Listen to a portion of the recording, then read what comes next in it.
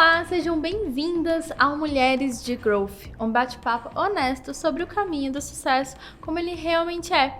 Eu sou a Duda Pascoal, Growth Product Manager e também especialista em Growth e co-founder do Mulheres de Growth. E eu sou a Thaís Sterenberg, sou fundadora do Autogrowth e também cofundadora aqui do Mulheres de Growth.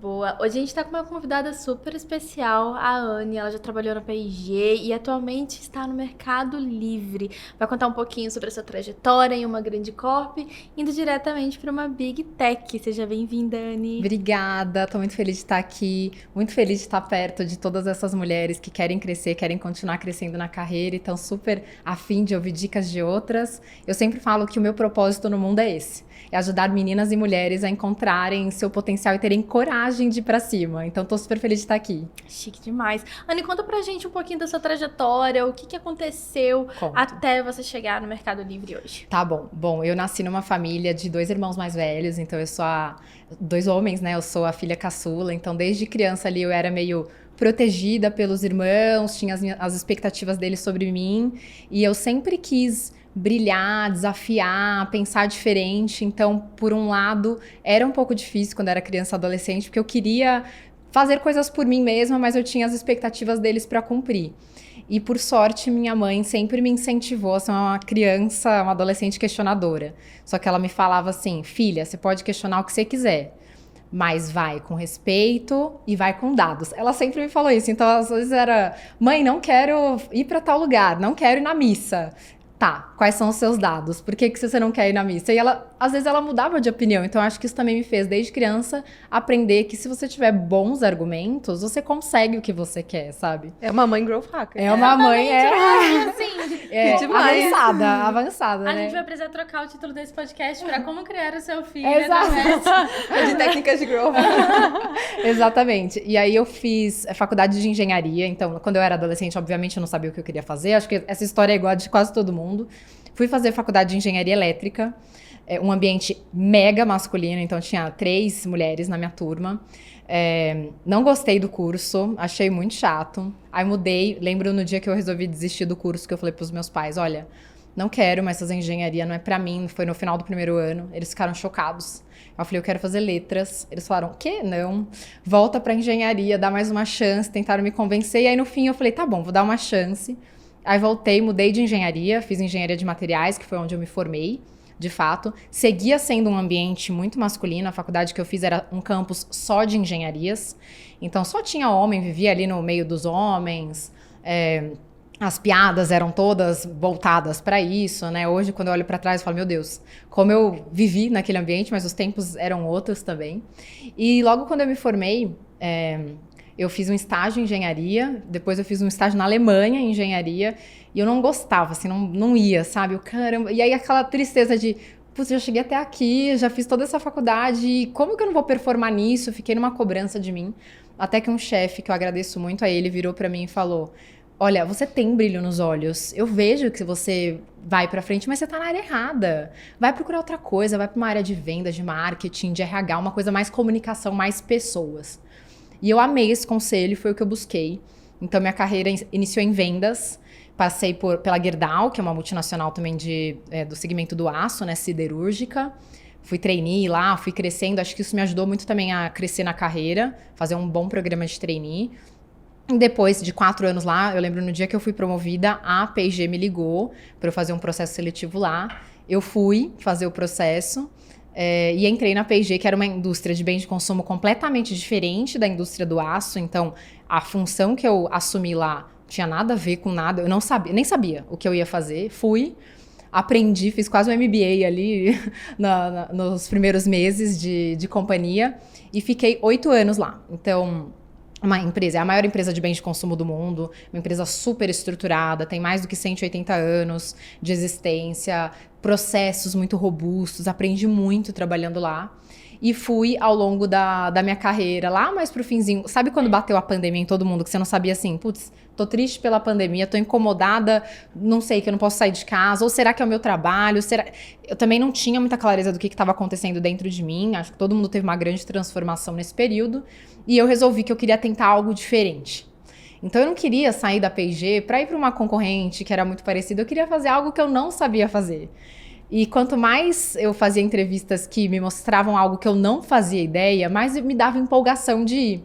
E foi quando surgiu o Mercado Livre, numa posição no Mercado Pago, ou seja, na fintech, que era algo completamente diferente do que eu fiz em bens de consumo, em marketing, que também não tinha nada a ver com o que eu tinha feito ano passado, numa big tech, um modus operandi completamente diferente. Eu falei, vou. Abracei e fui. Então, estou aqui no Mercado Livre há 2 anos e meio hoje, continuo no Mercado Pago. Adoro trabalhar aqui, aprendi muito. Também é o segundo MBA que eu fiz e estou fazendo ainda, aprendendo pra caramba. E estou aqui para contar um pouco dessa experiência para vocês. Chique demais. Demais, adorei saber sua história. E você trabalhou em empresas já muito grandes, né? Mesmo no caso do Mercado Livre, é uma empresa grande, é uma empresa super estruturada, inclusive multinacional também, tem operação em muitos outros países. Sim. Mas o que você enxerga de principal diferença entre uma empresa tão tradicional como a Gerdau, uma P&G que eu vejo que é quase um meio do caminho ali, que tem bens de consumo mais diferentes, que tem bens de consumo até mais acessíveis para o consumidor final. Então, quando a gente pensa em marketing, vendas, isso precisa estar mais presente nas embalagens, na comunicação, nas propagandas. E aí, até muito da minha escola de marketing de multinacional também passei por Nestlé, que tá na mesma, bem parecida, na mesma caixinha ali. E para o Mercado Livre, que é uma empresa de varejo, né, principalmente, e o Mercado Pago ainda fala com empreendedores, né? Sim. Então, o público Exato. não é o B2C final ali, é um B2B, mas para pequenos e médios empreendedores, enfim, qual que é a principal diferença? Exato. Eu acho que tudo. Quando eu mudei, eu acho que eu subestimei o tamanho da mudança que eu estava fazendo. Talvez hoje, se eu soubesse o tamanho da mudança que eu estava fazendo, eu não faria, porque foi muito desafiadora. Mas eu acho que foi a escolha certa e eu acho que eu estou onde estou do ponto de vista de aprendizado pela mudança que eu fiz. Eu adorava trabalhar na P&G, era uma empresa fantástica, com líderes incríveis, pessoas muito inspiradoras, com produtos maravilhosos, que eu tava ali perto no dia a dia. Então também trabalhar com um produto que você usa ali, tá todo dia com você, né? Desde o shampoo, assim, todos os produtos da minha casa estavam no meu dia a dia, eu era apaixonada por aquilo. O que bateu foi mesmo a vontade de fazer algo diferente, por isso que eu fui pro Mercado Livre. Na P&G, acho que a grande diferença versus um Mercado Livre é que o grau de inovação, ele era muito bem calculado. Então, para você lançar um produto, um físico, precisava de uma fábrica, de um rótulo, né, de uma campanha. O investimento que, dando errado, é mais difícil de você dar um passo para trás. Então, para a gente tomar uma decisão de inovação, de um lançamento de produto, de um plano anual com o cliente, calculava-se muito. Então, a gente ia com muito mais certeza para fazer as coisas. Claro que isso tirava da gente velocidade. Porque quanto maior a sua certeza, tuas vírgulas ali, menos velocidade você tem. Então, eu fui educada ali na minha escola, né, de gerenciamento de pessoas, de business, para certeza. E quando eu fui para o Mercado Livre, era o oposto. Era o grau de dúvida te faz ser rápido e talvez mudar o jogo do mercado. Então, vamos imprecisos, mas vamos. Não tem problema se a gente não sabe exatamente a conta do ROI, etc. Vamos com o que a gente tem e a gente vai melhorando no caminho.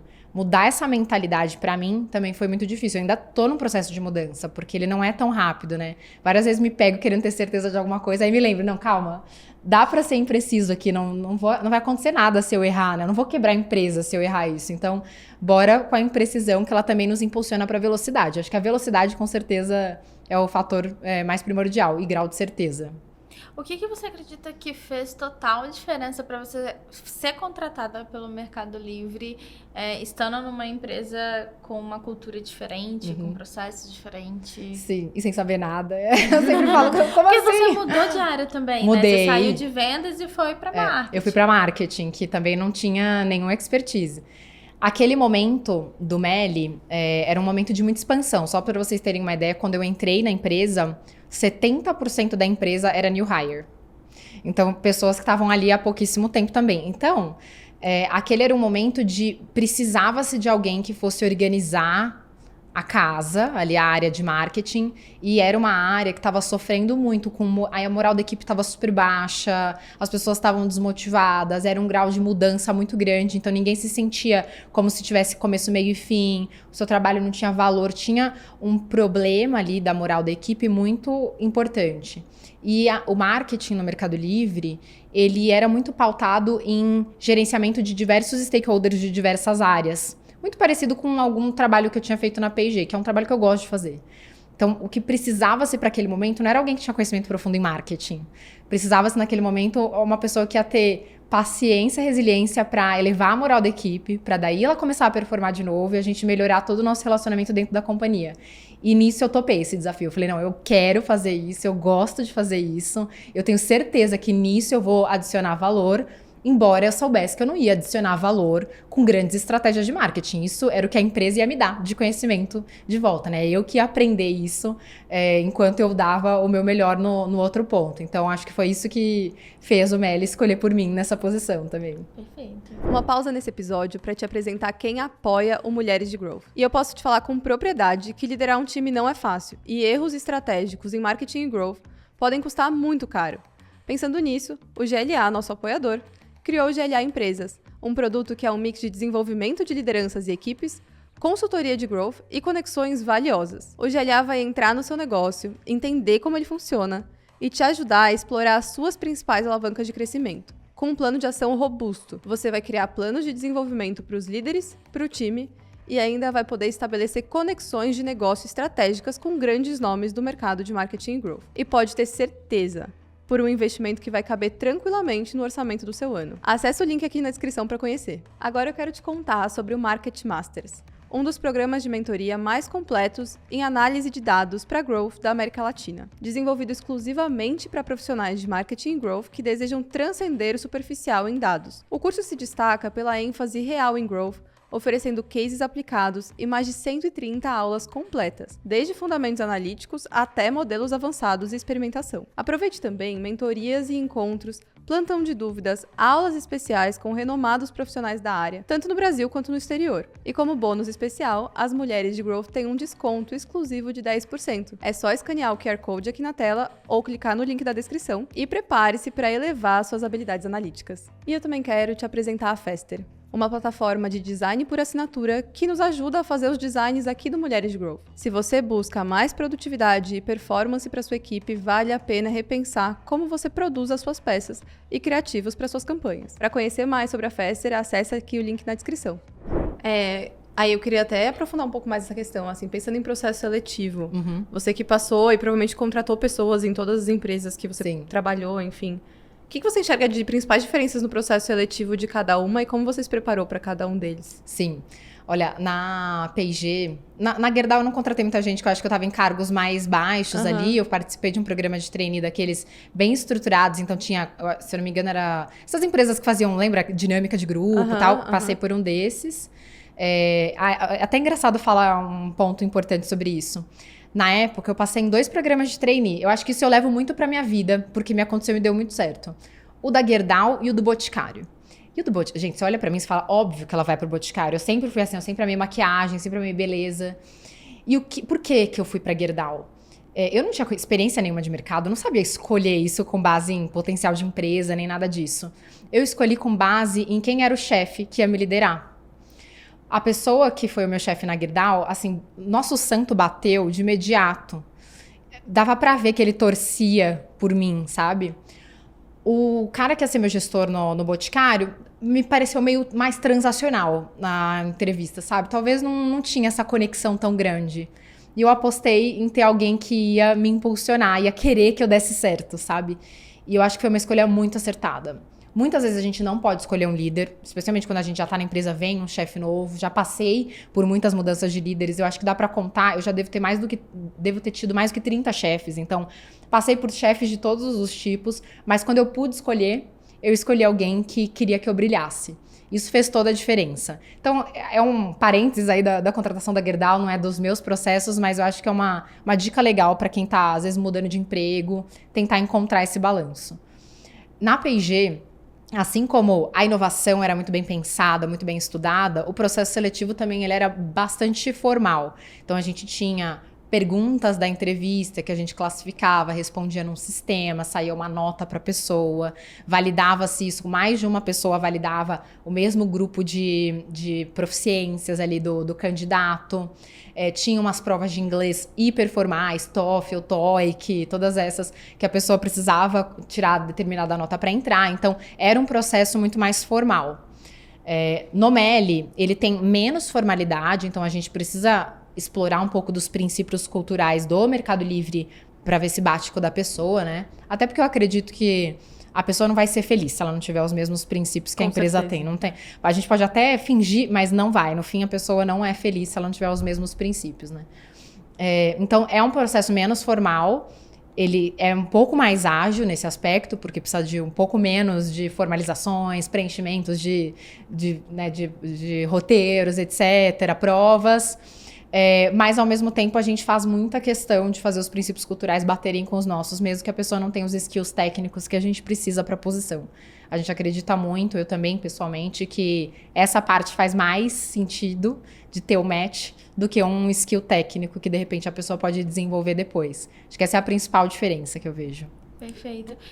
Pode comentar. Não, eu ia comentar que eu particularmente fiz muitos processos seletivos em empresas grandes, assim. Eu contratei um time inteiro no 5º andar. Ao mesmo tempo, eu contratei um time quase que a empresa inteira numa startup early stage minúscula. E nenhuma delas, o 5º andar tinha já, mas principalmente a startup não tinha processo para recrutar. Ao mesmo tempo, quando eu entrei lá e eu aceitei o desafio de ser a 5ª pessoa de um time, eles tinham um teste de inglês e tinham uma consultoria de recrutamento. Aquilo, por si só, eu já sabia que ia ser incerto, que ia ser um ambiente desafiador, que a gente não sabia o caminho.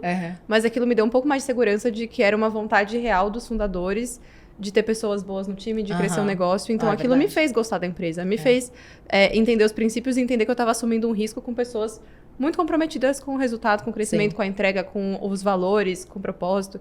Então, até não sei quanto que as empresas percebem, mas o processo seletivo é muito representativo da cultura. Com certeza, Não, e quando eu fui fazer o processo no MELI, lembro que tinha um princípio cultural que eu comecei a ler no site para aprender mais, que ele me encantou, porque era exatamente a materialização da mudança que eu esperava.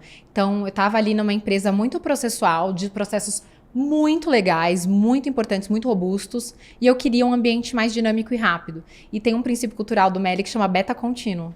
E eu falei, gente, é isso, é a materialização. Acabei de entender num grupo de palavras o que eu quero. É me desenvolvendo a cada dia, eu não preciso ter certeza, eu preciso só saber que eu tô um pouquinho melhor a cada dia. Então, concordo, o processo seletivo ajuda muito a dar essa clareza também para os candidatos. Perfeito. Quando você olha para trás e vê as suas características, qual é a característica que você tem, que você fala assim, nossa, sem essa aqui, eu não ia chegar onde eu tô hoje? Eu acho que tem algumas. Eu acho que, vou falar, é meio batido, mas resiliência ajuda muito, que é essa capacidade de não desistir no primeiro não, né? Eu acho que a faculdade de engenharia, nessas trocas de curso, vai, não vai, me ajudou também a ter um pouco de resiliência, porque primeiro que eu pensava que eu era muito mais brilhante do que eu era. Começa aí. Então eu cheguei lá na faculdade, tirava um monte de nota ruim, e eu falava, gente, como assim? Eu pensava que eu era mega inteligente. E ter a resiliência de falar, não, mas eu vou conseguir, vou pra cima, vou conseguir me formar, vou conseguir aprender tal matéria, vou pra cima. Então a resiliência me ajudou muito. Eu lembro um dia também que eu cheguei, quando eu tava na Gerdau com esse chefe, que queria muito que eu desse certo, né? Eu cheguei cheia de ideias, 1000 ideias. A gente podia fazer isso, mudar a força de vendas para aquilo, a gente faz isso com o vendedor. Ele virou e falou assim para mim, você não sabe nada. Você tá aqui para aprender com essas pessoas, você não tá aqui para ensinar para essas pessoas. Então eu acho que essa capacidade de entender que as pessoas têm muito a te ensinar e não você que tá lá para ensinar, também ajuda muito. Primeiro, empatia no ambiente de trabalho e segundo, você aprender de verdade, né? Você não achar que você é o dono da razão. Então acho que esse toque que ele me deu me levou para frente ali de querer aprender e não só ensinar. E no fim, acho que tem algumas outras coisas que não são bem características, pode até ser que eu aceitei muitas mudanças. Vou falar uma que é mais material, que é eu mudei de cidade 8 vezes nesse trajeto. Eu fui aceitando muitas mudanças, acho que isso deixou a minha carreira um pouco mais rápida também, porque a oportunidade estava lá e eu fui. Muitas pessoas não queriam se mudar por algumas razões, eu aceitei muitas mudanças. Mas eu acho que isso conta uma característica minha, que é esse novo, né? O novo tá ali, eu não sei como é que é, vou. Eu não sei se eu vou gostar, mas se eu não for, eu também não vou saber, né? Então é melhor que eu vá e que eu saiba se eu gosto ou não. Então essa abertura para mudanças me ajudou muito, com certeza. Que legal. Você falou do seu chefe, né, da Gerdau, e como ele te inspirava e te impulsionava, ao mesmo tempo ele te deu um feedback ali super duro, né? Não é a pessoa que passa pano, que que cuida de você, e sim que te impulsiona. E você falou que você já teve mais de 30 líderes, 30 gestores. Como você enxerga essa relação de chefes homens, chefes mulheres? Como que você vê que eles te ajudaram a te impulsionar na sua carreira? Ou te geraram mais desafios, mais até uma certa competição? Eu lembro muito que na primeira temporada aqui do podcast Mulheres de Growth, apareceu em várias falas de várias convidadas a relação com chefes homens que meio que eram sponsors, até patrocinadores da carreira dela, porque olha potencial e puxa pra cima. E, às vezes, um desafio com chefes mulheres. Eu particularmente, não vivi isso. Eu tive chefes mulheres incríveis, assim. Mas eu queria muito ouvir sua experiência, até com tantas... até uma base estatística de chefes pra nos contar. Eu tive mais chefes homens do que mulheres, mas isso é só um reflexo do ambiente de chefes no geral. Mas as chefes mulheres que eu tive foram de perfis muito diferentes, mas todas elas me agregaram muito também. Eu acho que tinha um pouco da empatia por ser mulher e querer que eu desse certo... Mas acho que tinha chefes homens que faziam isso também. Então, eu acho que era muito de perfil. Tinha chefes que aceitavam... Não entendiam alguns temas meus, femininos, mas que também aquilo não afetava em nada na nossa vida, na nossa dinâmica, e me impulsionavam para ir para cima, me ensinavam, queria que eu crescesse, queria que eu brilhasse. Eu acho que tem uma das coisas que eu aprendi nessa jornada foi... Tem assuntos... que nós mulheres não fomos treinadas para falar sobre eles. Por exemplo, salário. Quantas vezes eu já entrevistei mulheres que quando eu falava sobre proposta salarial, ela baixava o olho assim, ó. E eu falava, levanta esses olhos e fala. Aproveita e treina comigo isso. Então, quem já foi da minha equipe, que é mulher, sabe que eu obrigo todas elas a treinarem, falar sobre esse tema, até que ele fique natural. Então, eu pergunto, eu falo, e aí, você tá feliz com a sua remuneração? O que você quer pro futuro? Aonde você quer chegar do ponto de vista financeiro? Quão importante é o aspecto financeiro para a sua vida? Porque senão isso é sempre deixado de lado. E eu sempre tento exercitar isso no oposto quando eu tenho um chefe homem. Então eu falo, eu sei que às vezes é incômodo ouvir isso de uma mulher, porque provavelmente você ouviu de muito, muito poucas, mas eu quero abrir esse tema. Então eu acho que o meu papel também, tendo líderes que foram tão legais e inspiradores no passado, é ajudar os meus próprios líderes a estarem prontos para liderar mulheres. Não, eles não precisam fazer um treinamento ali, né, com o RH sobre como fazer isso. Eu mesma posso ajudar. Eu sempre falo, a revolução é lenta. A gente vai morrer e o mundo vai ser assim, machista. Mas talvez ele seja um pouquinho menos machista do que ele é hoje.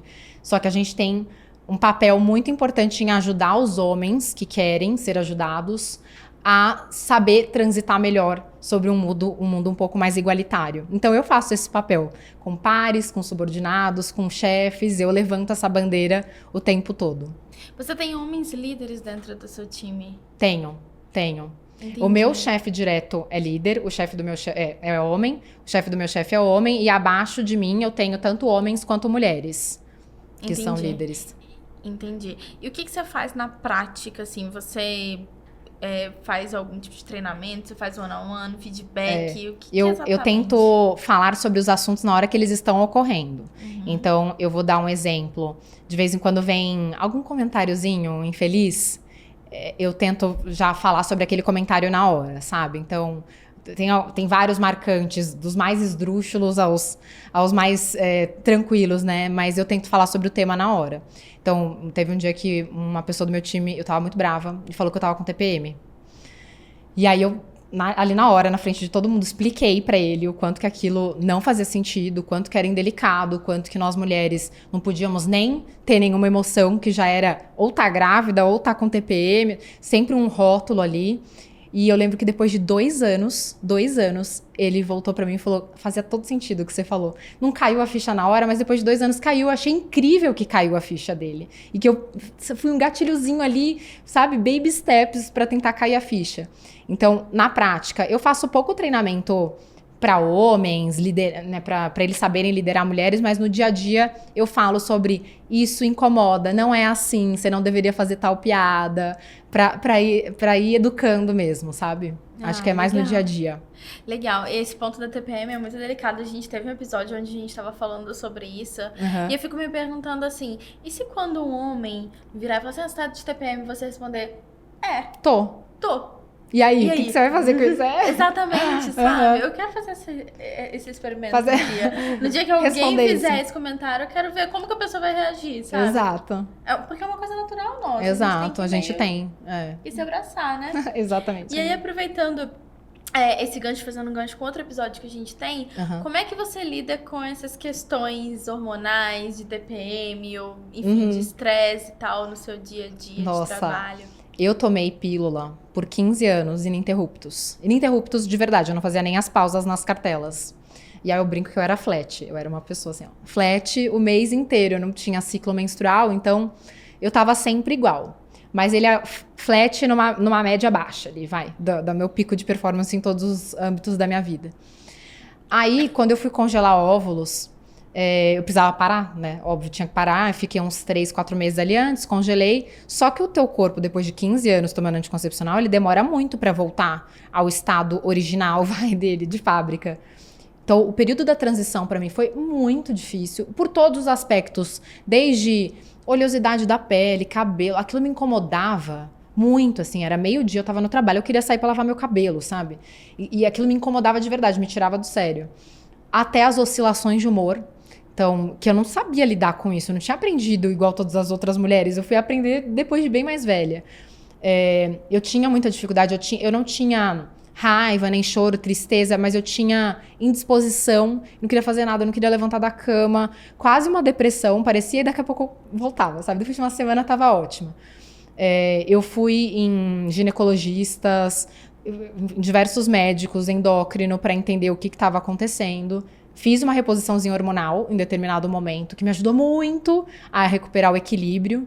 Então, também acho que um bom médico te ajudando a te equilibrar como pessoa é maravilhoso, mas também tive que aprender, eu tenho um aplicativo que mostra a data do ciclo do mês e de vez em quando eu dou uma consultada ali pra saber, sabe, se aquilo que eu tô sentindo é uma situação externa ou ela é uma situação interna. A maior parte das vezes é uma situação interna. É engraçado, né? Do tipo, putz, eu tô meio pra baixo, será que é porque aconteceu isso ou aquilo? Aí eu olho ali no aplicativo e falo, ah, não. Tá ali a previsão, estar um pouco triste e tal. Eu falo, nossa, realmente funciona isso. Qual que é o nome desse aplicativo? Ele chama Maia. Maia. Então, ele é um aplicativo gratuito, você vai cadastrando os seus ciclos, né? Quando que você menstrua, quando ele acaba, e ele vai criando um histórico. No começo, você precisa te dizer como você está se sentindo. Hoje eu me sinto assim, assado. E depois ele é um modelo preditivo, que ele vai te dizendo como é que você tá. Então, eu não consulto todo dia para não ficar muito viciada até no... Ai, ele me falou que eu vou estar triste, será que eu vou estar triste? Mas quando eu tô me sentindo um pouco diferente, eu olho para ele para saber se é um ambiente externo ou interno. Me ajuda muito.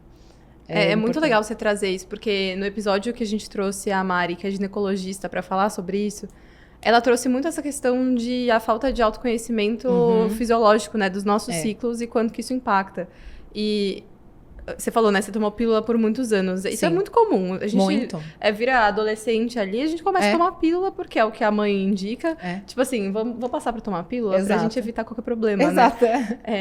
Mas isso impacta muito na nossa carreira e... Principalmente é muito difícil verbalizar isso pros homens, pros chefes, pros pares. Estou indisposta. Ainda mais você que tem indisposição.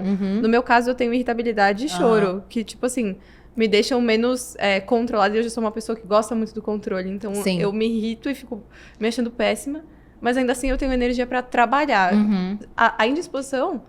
Você não quer levantar, você não quer treinar, exato, né? Você não quer fazer nada. Eu lembro que quando eu ia num grupo de médicos, né? Eu ia em nutricionista, endócrino, ginecologista para tentar resolver esse problema. E eu falava, eu vou... assim, na força do ódio mesmo, sabe? Eu levanto, vou me arrastando, aí eu faço um treininho de musculação michuruca, aí depois eu vou pro trabalho, eu sei que eu não tô no meu melhor, aí eu fico chateada porque eu não tô no meu melhor, que eu sabia que o meu potencial de entrega seria muito melhor, mas eu não tô conseguindo, e fica um ciclo. Mas hoje em dia eu já me aceito mais. Dizer que eu aceito 100%? Mentira, não aceito, mas eu aceito muito mais eu estar produtiva em determinados momentos, estar curiosa, criativa e não estar em outros. E você conversa disso com o seu time? Tipo, você ouve as mulheres do seu time? Eu ouço, a gente fala sobre o assunto aberto. Eu não falo assim, hoje eu estou irritada, não vou tão deep aí na informação, mas a gente conversa sobre isso, as meninas do meu time, elas conversam também, assim, a gente já teve uma conversa do porquê que a gente acredita que tem poucas mulheres CEOs. Esses dias a gente teve essa conversa e um dos motivos que a gente acredita é esse, né? Que os nossos ciclos hormonais nos fazem precisar ter muito mais inteligência emocional do que um homem. Ele não aprende, né, a ter que lidar com os sentimentos tão confusos desde cedo.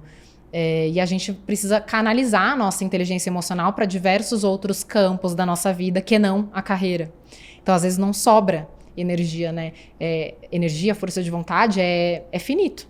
Então, se você precisa canalizar para um lugar, não vai sobrar para o outro, infelizmente. Então, a gente precisa também aprender a trabalhar de maneira inteligente, para conseguir canalizar um pouco de energia onde importa. Total. E que legal que existe espaço, né? Porque Claro. é muito comum que não exista o espaço pra gente se mostrar mais vulnerável, cansada, com dor de cabeça, mais irritada no ambiente de trabalho. Então, isso é super especial. Exato. Mas eu queria puxar um outro ponto que você falou, que eu achei muito legal, que é essa questão da relação com o dinheiro, né? Você falou, putz, eu preciso empoderar as pessoas do meu time a falarem sobre dinheiro, principalmente Sim. mulheres que têm mais dificuldade.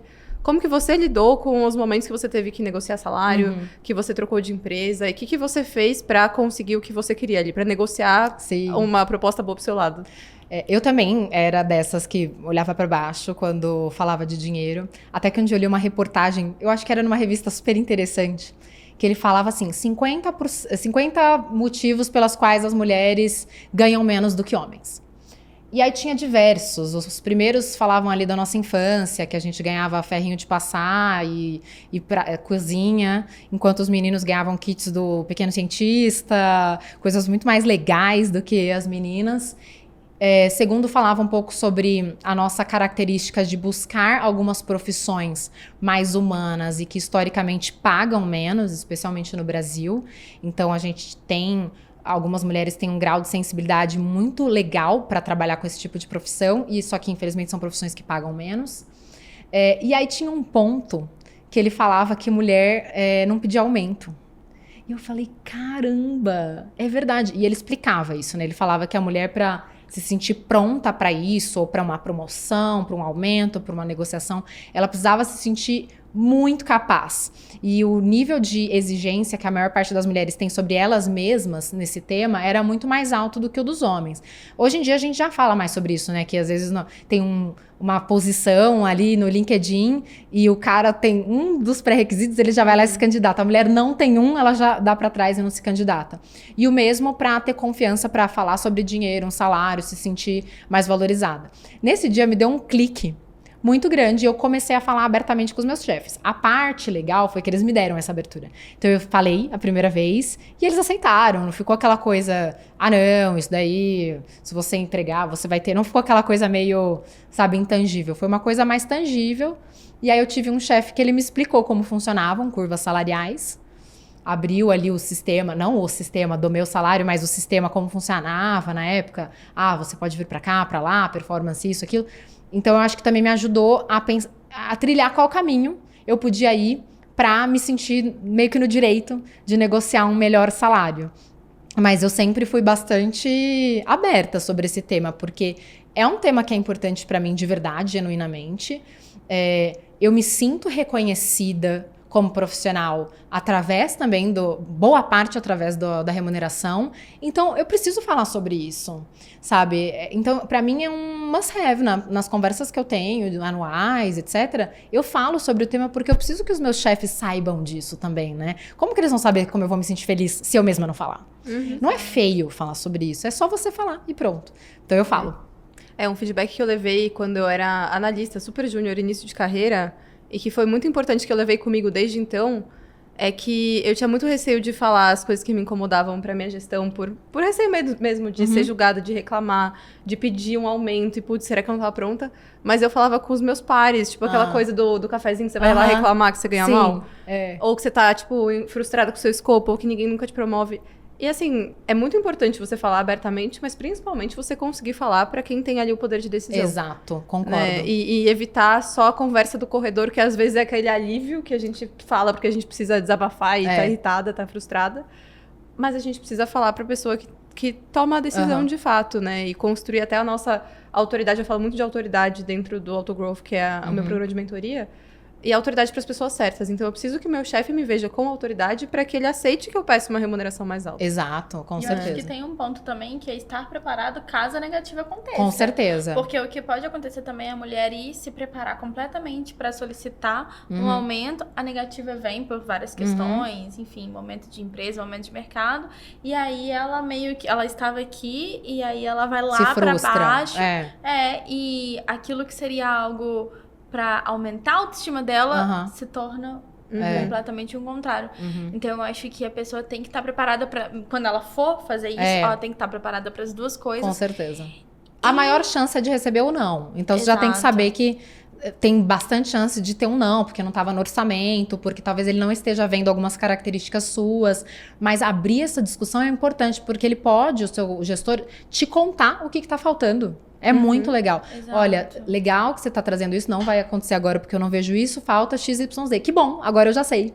E eu Muito acho melhor. que além do gestor, ver o mercado de trabalho também. também. Porque às vezes, beleza, a característica que o seu gestor precisa ali dentro pra te dar esse aumento, você vai ter que desenvolver, mas talvez em uma outra posição, em uma outra empresa, você consiga esse aumento que você queira, né? O seu valor quem dá, na verdade, deveria ser nós você mesmas, e o mercado geral, não só o seu gestor direto, né? Com certeza. E esse também é um dos pontos que você pode decidir mudar de emprego, por exemplo. Exato. Putz, eu não tô feliz com a minha remuneração, com todo o resto eu estou, vou tentar, então, tá feliz por completo aqui e falar sobre remuneração. Ah, não vai dar? Poxa, pode ser que esse não seja realmente o trabalho pra mim. E tá tudo bem, existem inúmeras empresas. Vai ter alguma em que você vai se encaixar e que vai, sabe, suprir a sua necessidade também financeira. Acho que isso é o mais importante. Boa, perfeito. Você falou sobre líderes.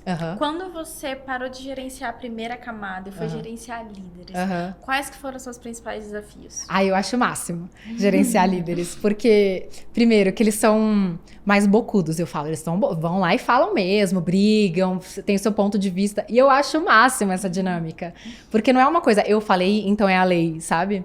Então eu gosto dessa dinâmica de líderes que querem defender seus times. Eu gosto de ouvir um pouco eles também se exercitando nesse aspecto. Acho que o maior desafio sempre foi que você tem que ir desprendendo um pouco da operação do dia a dia, né? E a operação do dia a dia, ela é muito sexy. Porque assim, você sabe fazer, aí na hora que o bicho tá pegando, você quer ir lá ajudar. Então você tem que sair um pouco dessa operação do dia a dia e ajudar seu time a ajudar o time deles. Né? Então esse que é o mais, acho que foi o mais desafiador pra mim. E na prática, como que eu ajudava meu time a ajudar o time deles?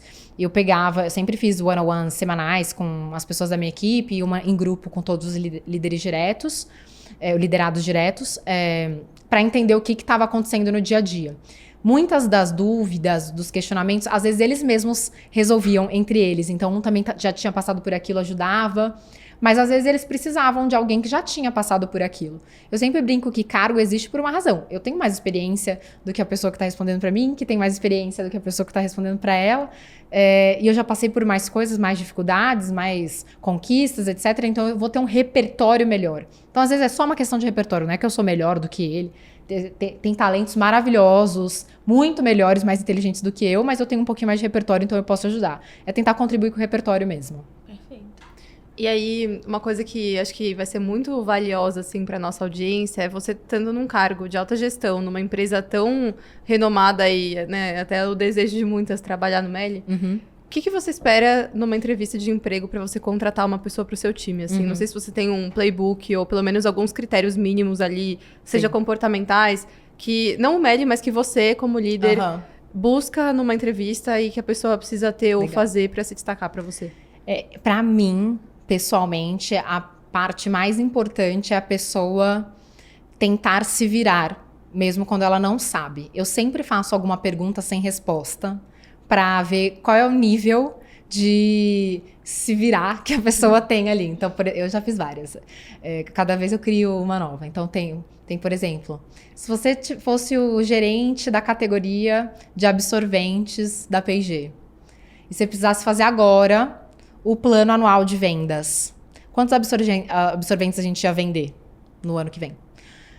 Eu não quero saber se a pessoa vai acertar o número. Eu quero saber, ela não conhece da categoria. Como que ela faz essa conta?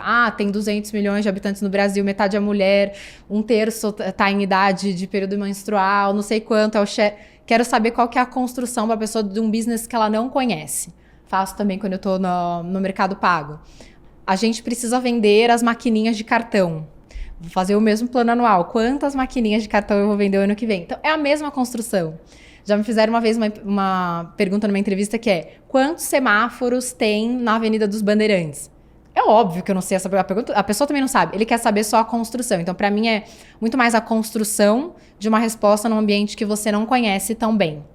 Essa, para mim, é uma das características que eu mais valorizo. E aí, claro, estando em cada empresa, se o fit cultural, né? Se a gente tem o fit cultural parecido. E pronto. Para mim é o mais importante. Legal demais. E aí, depois que a pessoa entra, beleza, você gostou da resposta, você achou que a pessoa se vira bem, depois que ela entra, o que você espera da pessoa ali no sei lá, primeiro 90 dias, acho que até é um tempo longo, mas o que você espera da pessoa que acaba de entrar no seu time? Eu sempre faço isso, sem exceção, o plano 30, 60, 90 da pessoa, não importa a senioridade que ela tenha, porque eu sei que às vezes ela entra e vai surgindo 1 milhão de coisas para fazer que não estavam mapeadas e tal. Então, eu deixo bem claro quais são as prioridades. No matter what, essas primeiras coisas aqui no 30 tem que acontecer, nos 60, nos 90. Então, eu acho que isso já dá um guia. E eu espero que a pessoa olhe para esse guia e se prenda também a esses objetivos, para ela não se perder, né, na enxurrada de conhecimento, de coisas novas que ela vai aprender. Mas eu sempre quero que a pessoa, assim, tenha vontade de crescer, sabe? É difícil de avaliar, mas tenha vontade de contribuir, mostre que tá incomodada ali com o status quo, não importa se tá batendo a meta, não tá batendo, eu quero mudar, eu quero crescer mais, eu quero deixar a minha marquinha. Isso eu acabo avaliando bastante. E aí no percurso eu vou ajudando a pessoa no dia a dia, né, com como que destrava isso, eu ensino algumas coisas mais técnicas, às vezes que a pessoa não conhece também, sugiro alguns cursos, olha, faz isso, faz aquilo que vai te ajudar a ter uma visão melhor.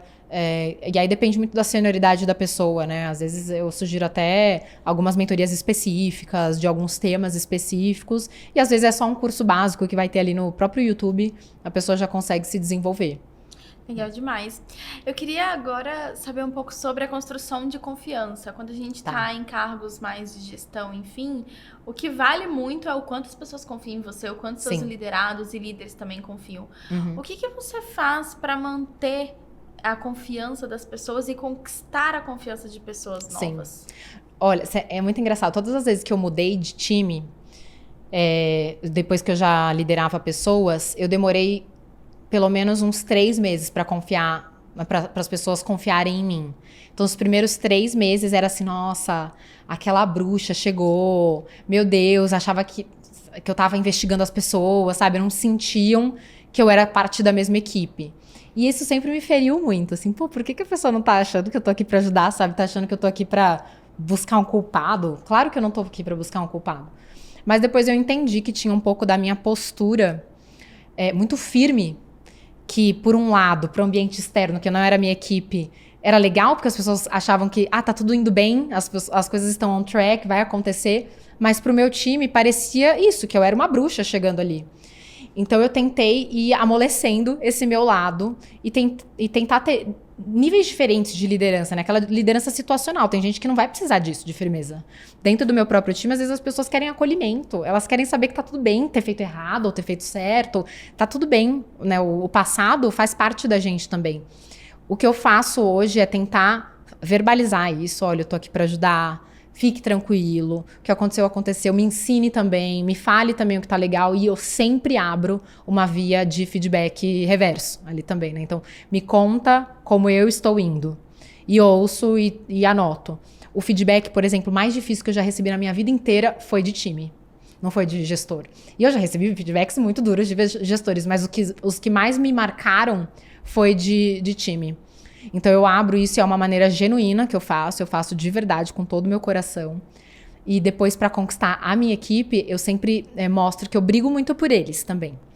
Então eu deixo isso claro, de vez em quando eu uso estratégias até para mostrar isso, para ficar mais evidente que tem alguém defendendo eles ali, sabe? Ali fora da sala tem outra pessoa defendendo o trabalho deles, eles como profissionais, eles como pessoais. Eu faço muita questão de fazer isso. Eu faço de verdade, eu faço muita questão de mostrar que eu faço para eles também. Acho que isso gera um laço de confiança. Legal. E o contrário, como que você espera que seu time construa confiança, a sua confiança, né? Que eu acho que a gente já entendeu um pouco ali no início, mas eu particularmente eu tenho um programa de mentoria de carreira e aí nesse programa eu enxergo que muito alinhamento de expectativas faz com que a gente minimize o nível de frustrações dos dois lados. Você como colaborador e você como gestora. Né? Então, o fato de você, por exemplo, fazer um plano de 30, 60, 90, isso é alinhar expectativas. É vocês entrarem na mesma página do ponto de vista de comunicação, para você como gestora deixar claro não só a meta, né, a meta numérica, e muitas pessoas não têm nem meta. Eu atendo tanta gente falando, nossa, mas eu não sei o que eu tenho que entregar. Nossa, então, a primeira coisa que você tem que fazer é entender o que você tem que entregar, ou pelo menos propor, se não tiver claro nem pro seu gestor. Mas pensando assim, nessa construção de confiança ao longo do tempo, o que você enxerga que é essencial, até pra gente entregar como sugestão aqui, não gosto muito de dica que fica meio superficial, mas como uma sugestão para as nossas ouvintes se inspirarem? Como eu confio nas pessoas da minha equipe, eu acho que tá muito baseado nesse compromisso que elas têm com as nossas expectativas mesmo. Então, importa menos se ela deu um check de entregou naquela linha. Importa mais se ela tentou, mapeou as barreiras, mapeou os erros, mapeou os acertos. Então, é isso. O comprometimento em fazer. Se vai dar certo, se vai dar errado, são outros problemas. A gente vai ver depois a performance, como que a gente pode fazer diferente. Mas se ela tentou, se ela olhou para aquilo, foi para cima, com certeza vai ganhar minha confiança. Eu acho que é a maneira mais rápida e mais certeira de se ganhar a confiança de um gestor. Eu recebi um feedback esses tempos, o meu chefe, ele escreveu assim para mim: não tem tempo ruim, vai lá e entrega. E eu amei, porque eu acho que ele também escreveu ali o que eu penso sobre minha equipe, sabe? Cara, não tem tempo ruim, vamos entregar, não importa. Cara, às vezes eu vou tentar e vai dar errado, mas conta que deu errado, explica, pede ajuda. Eu acho que isso gera um laço de confiança também enorme. Agora vamos falar um pouquinho sobre cobrança, como que a gente separa a cobrança interna com a externa. Ai, essa é difícil, né? Acho que depois vocês descobrirem, vocês me contam também. Eu tento fazer alguns mecanismos. Eu acho, por todas as avaliações que eu já fiz de mim, que eu tenho muito mais cobrança interna do que externa. Eu tenho uma tendência, o meu perfil, ele tá muito mais para posições que estão no olho do furacão. Eu sempre amei trabalhar em posições que estão, assim, ou tão péssimas, ou cai o resultado, ou são posições grandes, que tá todo mundo ansioso, quer notícia, etc. Eu gosto muito desse ambiente. Tem pessoas, por exemplo, que têm fortalezas de estar em ambientes mais controlados, que elas conseguem manter e subindo pouco a pouco. Não é muito meu perfil. E aí, quando eu tô nesse ambiente, tem muita expectativa também dos outros, mas eu acho que é uma expectativa que eu que crio, que ela é enorme. Então, às vezes, alguém me pergunta, passei no corredor e fala assim, e tal coisa? Pronto. Acabou minha vida, eu quero já resolver aquilo, mandar o resumo do resultado, investigar aquilo. Então, quando eu sei que eu já sou assim, então eu tenho um pouco do autoconhecimento que vocês falaram. A gente precisa ter autoconhecimento do quanto que a gente é autoexigente em alguns campos, porque a gente não é igual em todos os campos da nossa vida. No meu trabalho, eu sou, para saber que às vezes eu posso deixar algumas coisas de lado. Como que eu decido o que eu posso deixar de lado? Eu vejo o impacto daquilo. Então eu tento dar uma calculada. Óbvio, não é uma conta ali, mas o impacto disso, dessa pergunta, dessa pressão, é grande ou pequeno? Se ele for pequeno, tá tudo bem. Eu adoraria fazer, mas eu não vou ter tempo, não vou ter energia para fazer. Então tá tudo bem. E uma coisa que eu trabalho dentro de mim já faz uns 3, 4 anos, tô mudando bem pouquinho a cada dia, mas estou melhorando, é esse negócio de ter energia para fazer tudo, sabe? Eu já me vi em situações de altíssima energia para executar tudo. Chegava o fim de semana, eu não conseguia aproveitar nada da minha vida, eu não conseguia sair da frente da televisão, sabe? Porque a minha energia estava 100% canalizada para aquilo. Só que isso também começou a afetar a minha energia depois, no próprio trabalho. Então, virou um ciclo meio que negativo, que eu não conseguia sair dele. Eu me sentia ansiosa, eu não conseguia dormir direito. E hoje eu trabalho em entender que eu sou uma ser humana que tem limitações e que eu posso escolher não canalizar minha energia inteira para aquilo, para minha carreira. Eu posso escolher, tá tudo bem escolher. Mas é uma escolha consciente que você tem que saber que vai ter coisas que pratinhos cairão. Essa é a verdade. Você tem que estar em paz com isso, porque você tá aproveitando a sua vida ao máximo. A nossa vida é o que a gente decide que ela é. Eu adorei essa frase, pratinhos cairão. Pratinhos cairão. cairão. Deixe cair os que impactam menos, os que vão quebrar menos, os que vão deixar o menor número de feridos. É isso. Mas vai cair. Vai cair. Isso é uma coisa que eu tenho certeza. Esses dias tem uma pessoa nova na minha equipe, ele tá há 1 mês e meio com a gente. E aí ele me mandou uma mensagem falando assim, nossa, eu fiz uma coisa errada, aconteceu isso, aquilo. Chamei ele e falei assim, o mais importante é você saber que não vai ser a última vez. Então, como que você lida com isso? Não vai ser a última vez que você vai errar, que você vai esquecer tal coisa. Como que você lida com isso? Vamos tentar tirar a melhor lição disso, porque vai acontecer. Eu gostei dessa frase do Pratinhos Cairão, porque eu sempre imaginei a minha vida, ou no caso eu mesma, gerenciando pratinhos como se fossem malabaristas. Como se eu fosse a malabarista. E a minha cabeça era assim, sempre que um pratinho estiver caindo, e você começa a olhar pra ele. Não deixa ele ir no chão. Tipo assim, vai lá com o pé, dá um toquinho e sobe. Mas não deixa tocar no chão. E aí a minha mente sempre era, tipo, fazendo isso. Eu tô sempre focada no pratinho que tá lá em cima. Mas, tipo assim, tem uns que vão cair. Na hora que o outro vai cair, aí eu vou lá vai naquele outro. Só que às em vezes alguns não precisa, momentos você tem muitos pratos. E aí você tem 2 mãos, 2 pés. Não tem como, né? E tem pratos que são mais importantes do que os outros. Então, tem alguns que você vai tomar mais cuidado para que eles não caiam. E tem outros que se eles caírem, ai, que pena. Putz, ok, caiu. Então, acho que a gente tem um pouco de paz de espírito de não dar conta de tudo. Não daremos, gente, não daremos, ponto.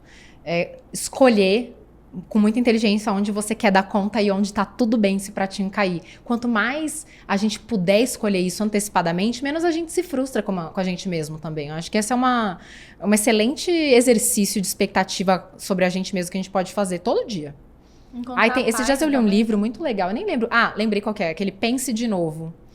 Ele é incrível, esse livro. E ele fala uma hora da gente fazer checks semestrais ou anuais sobre os nossos objetivos de vida. E se aquelas idealizações que a gente tinha sobre determinados assuntos ainda fazem sentido. Então, desde relacionamento, carreira, dinheiro, apartamento que eu quero morar, amigos, reflete. Depois que eu li esse livro, eu fiz um check sobre diversos campos da minha vida e eu vi que vários não faziam mais sentido, mas eu estava num piloto automático de conquista daquilo. E não era bem aquilo que eu queria, sabe? Então faz sentido também a gente ir revisando nossos objetivos de vida pessoal e profissional para definir que pratinho que já pode cair e que pratinho que agora ele vai ter que... vou ter que sambar para esse pratinho ficar de pé. Perfeito. Que legal, adorei. Inclusive, isso me remete um pouco à tal da crise dos 30, né? As pessoas fazem 30 anos, a gente olha e fala, cara, acho que nada mais faz sentido. Nada mais faz sentido. Mas assim, e eu sou bem pragmática, então trazer um olhar pragmático pra, tipo assim, isso aqui fazer sentido. Será que faz mesmo?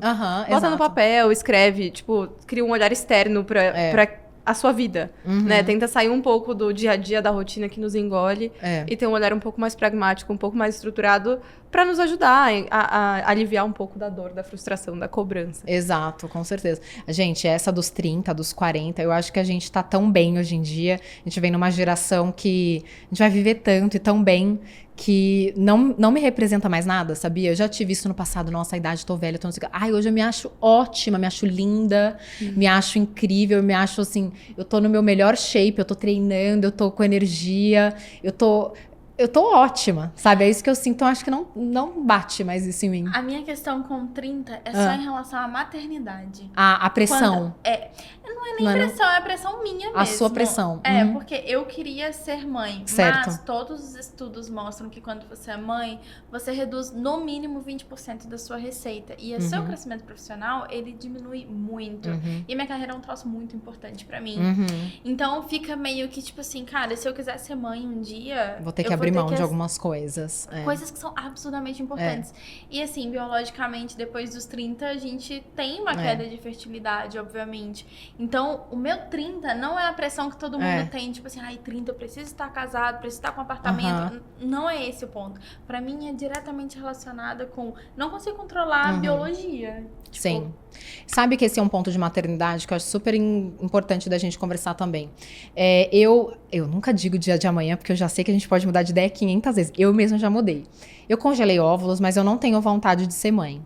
Mas eu acho que esse é um tema que talvez eu vá mudar de ideia, até por isso congelei óvulos. Essa é uma dica que eu dou para todas as mulheres, assim, congele, não vai te fazer mal nenhum. Se eu tiver o dinheiro, vai lá e faz.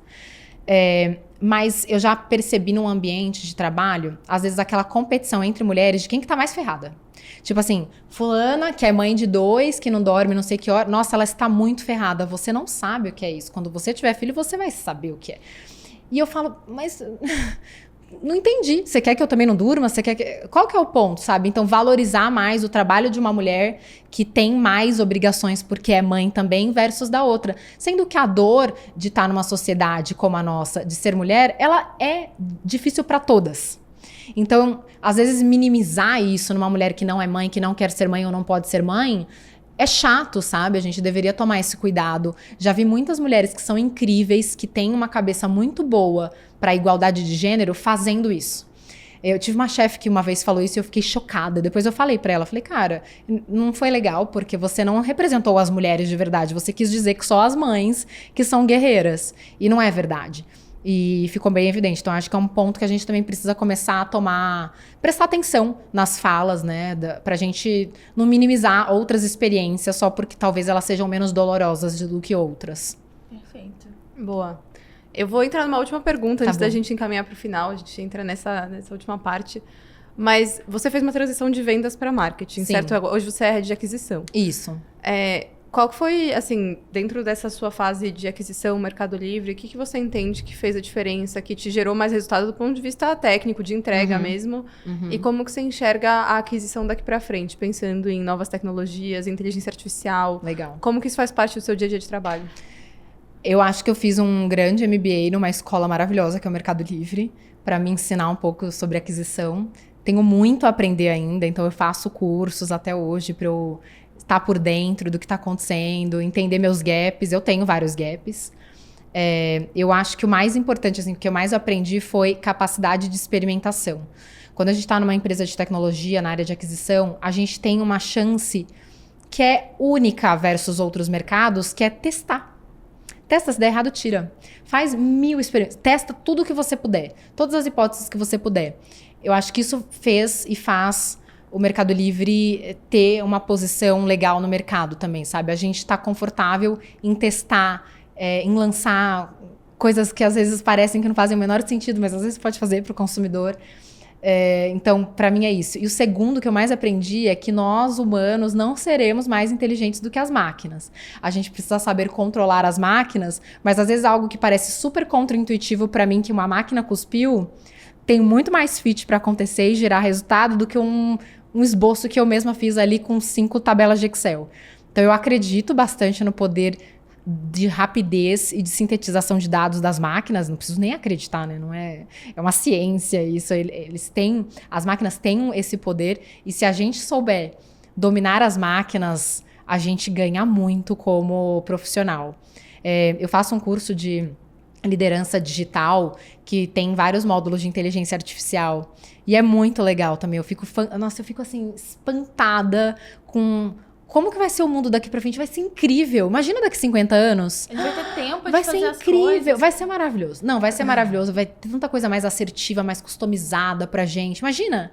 Eu sempre falo, vai vir os ads pra gente mega customizados, Exato. os produtos mega customizados. Vai ser incrível viver daqui pra frente. Ontem a gente tava falando sobre isso, porque na produção de conteúdo, eu descobri uma plataforma ontem que eu tô assim, meio viciada, meio apaixonada, que ela faz tudo, cara. Ela faz a cópia, você coloca só uma linha, ela já faz a cópia, ela faz o vídeo, ela edita o vídeo, ela narra com a voz que você quer, em não sei quantos idiomas, inclusive português. E aí hoje o pessoal tava falando, não, eu preciso de um copy. Pra que você precisa de um copy? Exato. Peraí, deixa eu te mostrar o que a AI faz. É. Então, eu sou bem otimista com isso também. Nossa, e eu tive férias há pouco tempo que eu viajei e boa parte do meu turismo eu usei a Luzia, né, que é a IA do WhatsApp, pra fazer pergunta. Do tipo, conta em 2 parágrafos a história do Coliseu. Aí você fica ali sabendo. E aí você já vai com um briefing na tua cabeça do que você precisa ver, sabe? Muito E aí, bom. se você quer mais, você conta mais sobre tal tema. É muito legal, assim, bem direcionado. Essa é a mais simples de todas, né? Que é a de texto. Mas eu acho que a gente, quem puder, o quanto antes, começar a entrar nesse mundo da tecnologia, da IA, para entender o que acontece. Quais são mitos? que sabe aquela coisa do exterminador do futuro. Gente, não, calma, isso tá muito longe da gente ter tecnologia para isso.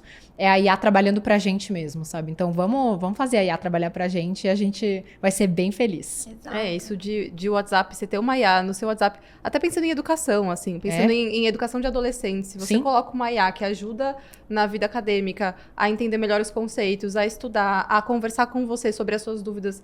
Tipo assim, eu vejo IA como uma transformação educacional gigante, que você não precisa estar dentro de uma sala de aula, ter acesso à professora para poder aprender. Você pode ter um suporte ali full time.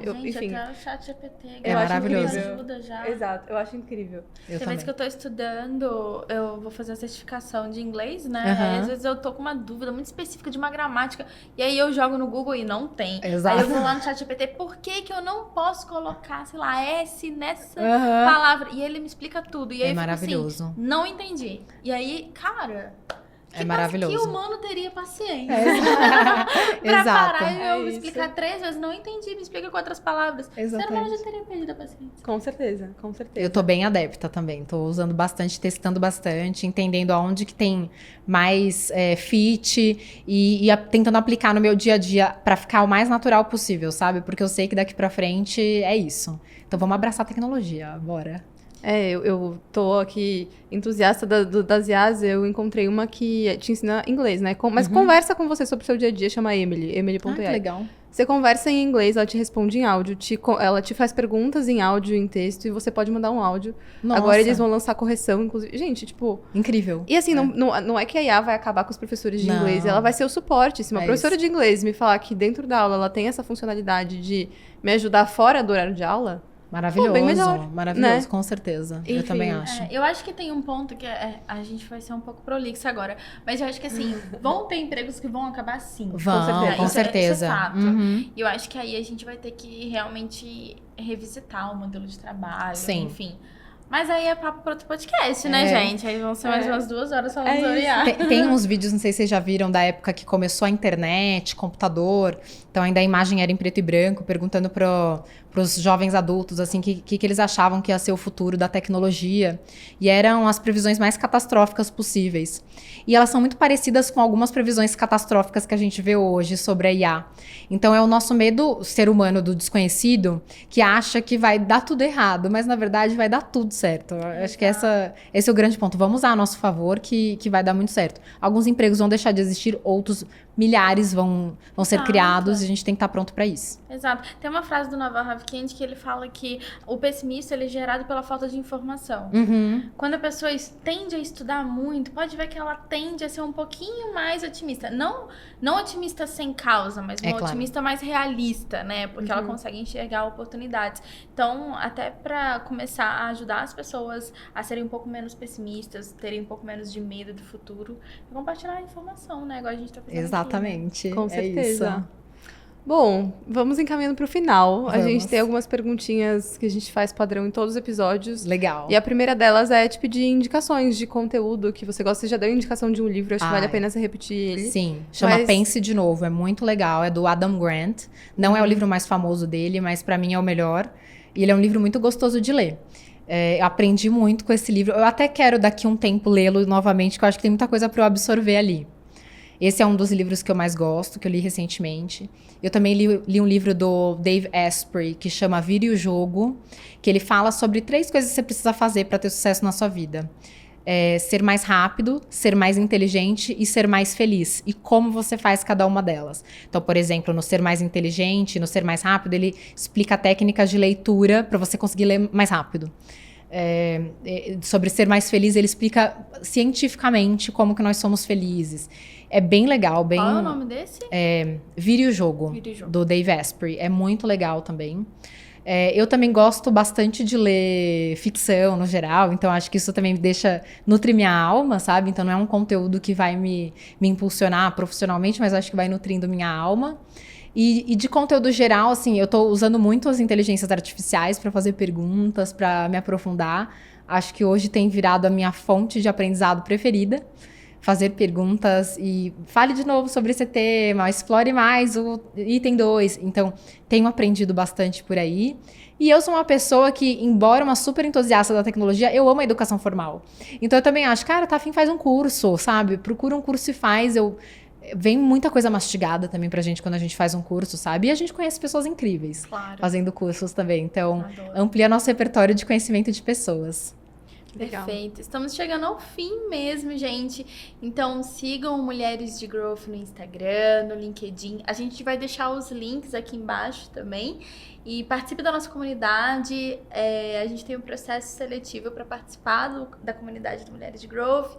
Me adiciona lá no LinkedIn, no Instagram. Vou deixar todos os links aqui embaixo para vocês. Boa. Também, bom, antes de pedir as suas redes sociais, compartilho as minhas. Eu sou Thaíster no Instagram, Thaís Sterenberg no LinkedIn. Tenho uma newsletter também no autogrowth.com.br. E, Anne, quero te perguntar como as pessoas te encontram nas redes sociais e como que a audiência pode ser útil para você, né? Se você gosta de conversar, se você quer que as pessoas te acionem de alguma forma ou sigam algum conteúdo seu, tá bom. Fica à vontade. Eu sou super ativa no LinkedIn, então tô lá, Anne Osteto.